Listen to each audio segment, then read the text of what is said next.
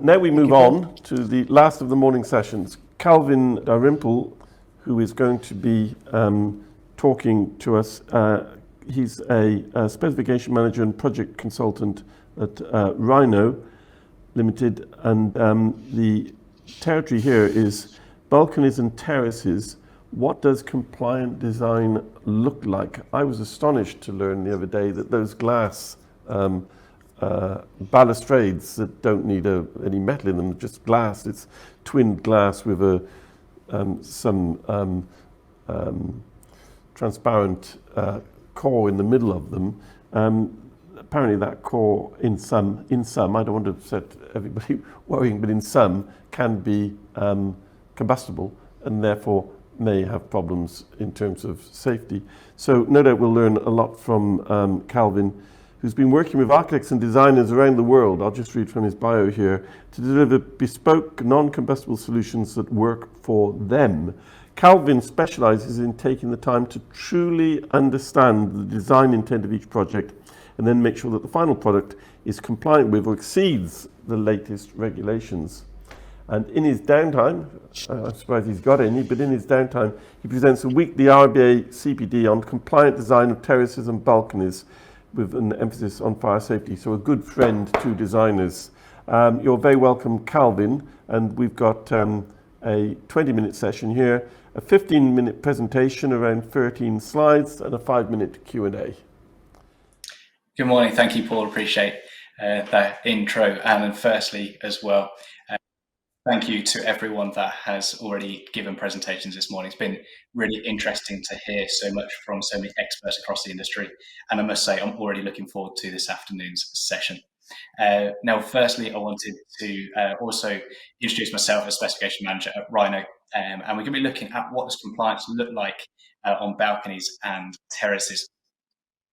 Now, there's a number of different things that we can talk about here today, but obviously fire being the number one. So I'm just going to move on to the next slide.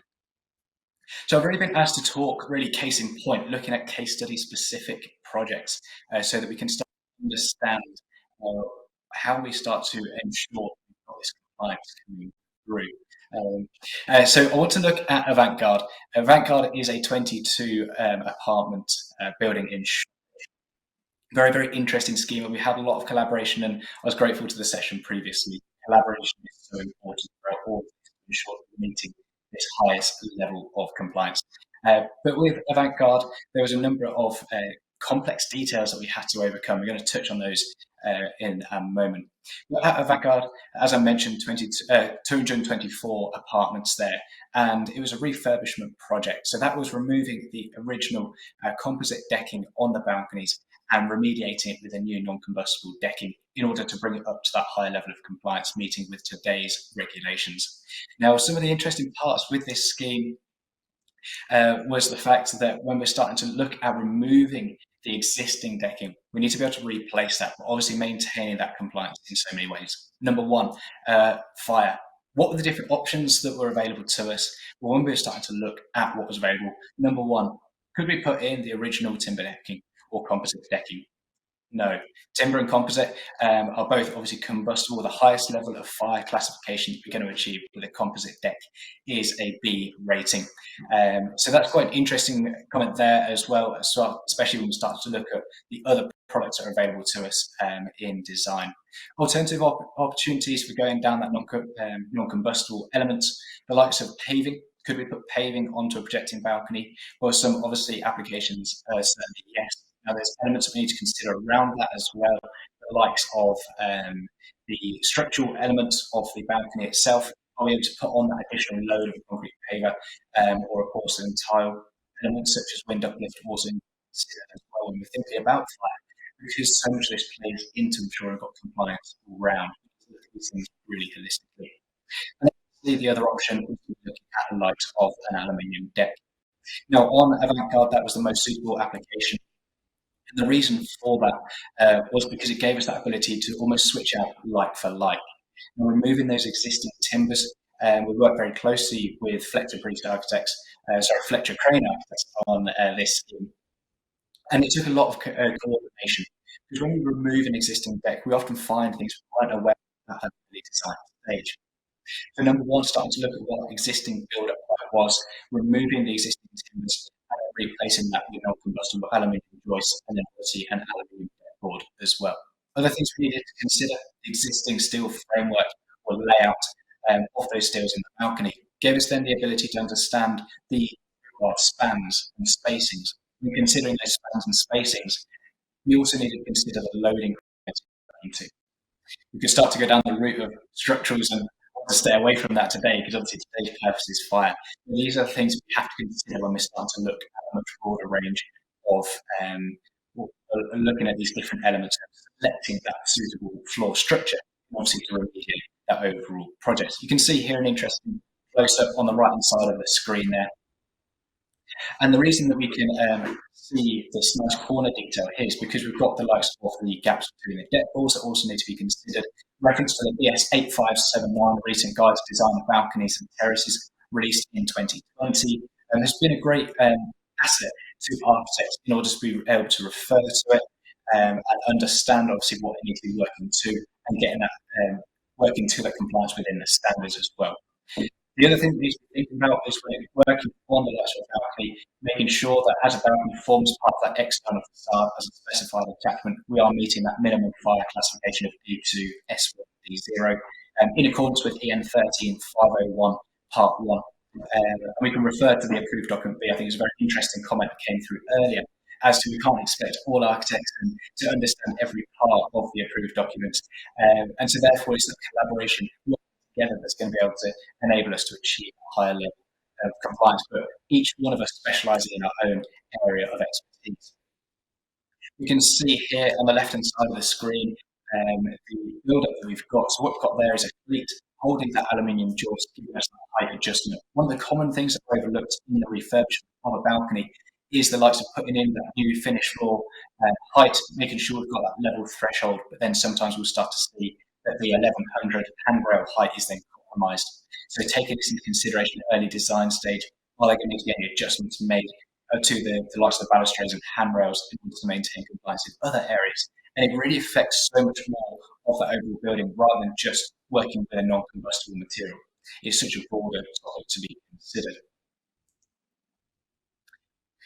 We can see here the glass facades on the scheme, as well as Paul mentioned earlier, around the glass. That's not an area that we get directly involved in ourselves, that be for manufacturers who recommend that on particularly. But what's also really interesting to see is the way that obviously these are stacked balconies, so that is also something that needs to be considered.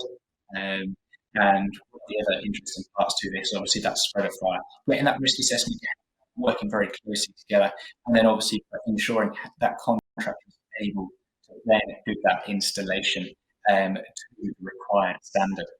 What we often find is that without that collaboration between manufacturer and contractor, you can start to open up areas for further challenge. A comment that was made to me the other day was save now, pay later.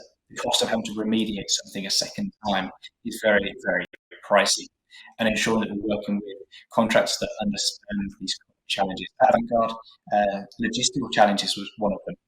Being able to get an aluminium deck board up into these apartments, they were all occupied apartments, so that was quite a key element there. Having cut-to-length boards, an advantage on the sustainability was obviously we minimise waste, especially on the likes of on-site as well. Having this kind of approach is obviously going to benefit different areas too. Now, when we're looking, obviously that's at balconies, as I mentioned, we're working for part 1 of EN 13501. When we start to look at roof terraces and roof spaces for other buildings, there becomes a different level of compliance that's required. And this is one that's often debated. So here, the project is a very interesting scheme. You can see, I was going to say to a degree, a semi-low-rise building, not above the 80 metres, but a very interesting application. Working out on obviously around the balconies, again working non-combustibility, but then onto the roof terrace is very interesting.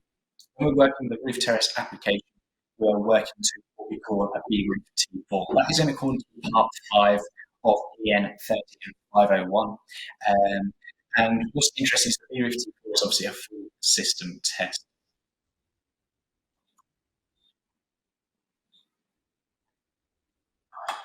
So when we're working with that BRICS-T4 fire classification, there's a number of things that we also need to consider. Again, as I mentioned, working closely with our fire engineers to ensure we've got that compliance right through, but then also understanding what that build-up is going to be. Now, as we'd appreciate, as a full system test, there is a number of different ways that we can achieve that BRICS-T4 classification using the likes of European Commission decisions. And now this is an interesting one because it brings about an element of interpretation, should I say, as to how it is then achieved. Working with the likes of concrete pavers on that top surface is another way of doing it, but also allowing for the likes of a 50mm ballast over the top of any combustible layers, waterproofing, similar, is going to start to then reduce that risk of fire penetration into the building itself. Now, some may argue that BRICS-T4 is really today not enough. How do we future-proof the building in order to design and make sure we've got that safety for the oncoming generations? Now, we can see here, as I mentioned, by working with BRICS-T4, it allows for elements of the Euroclass E fire rating to be included into that overall build-up. As I mentioned, waterproofing, insulation, and even down to the likes of a plastic pedestal. Here we can see the Terrace pedestal system supporting a porcelain tile. Again, it can achieve a BRICS-T4 if you've got that test certification carried out. Additionally, working with the European Commission decision, allowing for a layer of 50mm ballast over that roof area is also going to help you to satisfy that. Another interesting scheme at IKEA in Hammersmith, a new development, a large podium, around 6,000 square metres of paving. And an interesting approach was taken here because they went above and beyond compliance in order to make sure that we had that future proofing. We work very closely with BDP, landscape architects, with the contractor as well, again, right through that whole scheme to completion. The system that was used here was the Terrace Smart rail system. And we can see here that there was a mix of both concrete pavers and porcelain tiles. But what's interesting is that it worked right through the top rails, the lower joist, and then the pedestals as well. Additionally to that, you can see that we've also got that layer of 50mm ballast included in that overall build-up. And the reason for going above and beyond compliance, as I say, is in order to ensure that we've got that future-proof design. So we're not going to have to come back in 3, 5, 10 years' time to then start to remediate as regulations continue to change. Additionally to that, on-roof terrace spaces, there's the likes of planter details that need to be considered, and planters are often a hotly debated topic that we start to see, although not a specialist in planters myself, we see the incorporation of planters a very key element to creating a higher level of sustainability through that design as well. But in addition as well to the overall build-up is setting out on that coordination between pavers, different products and systems, ensuring that we're maintaining that compliance throughout. So, for example, here they're setting out the pavers from the likes of a street lamp. That integration is really key, and also then how it interfaces with the facades and other areas as well. An additional point on IKEA Hammersmith, as we were working in that non-combustible realm, was the addition of a non-combustible insulation as well on the inverted roof. So a huge element of non-combustibility before it started to actually go down into the area below. Protecting the apartments and those that lived around the building is a fantastic project to work on and a really interesting scheme. But where do we go from there? Can we paint all campuses with the same brush? I guess the answer is no. We have to look at every project in a project-specific manner.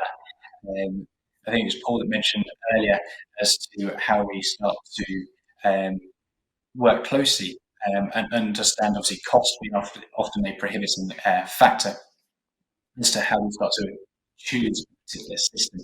And having this collaboration early on and designing to a cost, to a budget, is also going to help us to maintain that compliance in the most effective way possible to achieve that end vision for architects and designers. Now, with 4 minutes to go, I have been asked to leave some time for some questions. I'm conscious that there is a break after this, and so keen not to overrun. Paul, I'll hand back to yourself if there has been any questions that come in, and be glad to answer. Thank you. Hey, thank you very much, Calvin. Extraordinary level of detailed information you carry on balconies and balustrades. Thank you very much for that. Andrew Fern has written in to us, and he's rather depressing really, but it's true, and we've just got to face it and deal with it. This summer, he says, in the UK, we've reached temperatures of over 40 degrees. Yes, and we all remember it well. What temperature would an aluminium deck reach on a day like that? Especially when behind glass balustrades, as shown in the examples that Calvin has just been displaying. And are there any other lightweight viable alternatives to aluminium decking pavers? Well, I don't know if Calvin will know the temperatures that a deck might reach. And indeed, I suspect it varies according to what's behind the deck and where it is in the building. But I think aluminium melts at around 680 degrees. What other viable alternatives, lightweight, are there to aluminium decking, Calvin? That's a fantastic question. I think you've part answered the question there as well, Paul. So thank you for that. Appreciate the question, and it's a very interesting one.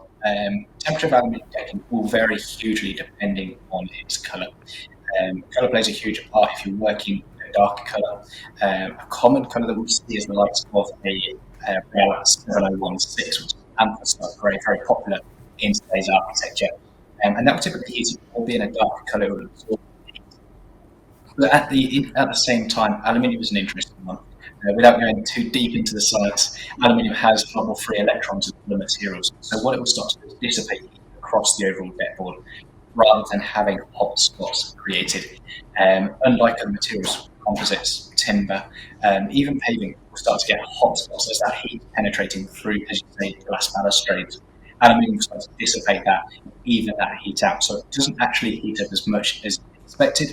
Again, understanding the elevation of the design, taking into consideration that exposure to the sun, looking at the colours, obviously working with that as well is really key to reduce that overall heat and making sure it's kept to a minimum. Yes, colours is fantastic. I mean, put your hand on the roof of a car on a hot day under the sun, and if it's a white car, it'll be considerably cooler than a black or maroon or dark coloured car. So colour has a big impact. We're coming to the end of the session, but it's a yes/no answer of this one from Michael Lucarelli again. Have you any instances where external sprinklers have been used out on balconies for any aspect of safety? Very good question. No, that isn't something that I've ever seen in terms of external sprinklers onto a balcony. When you're working in that non-combustible realm, especially on the balconies required to be fully non-combustible.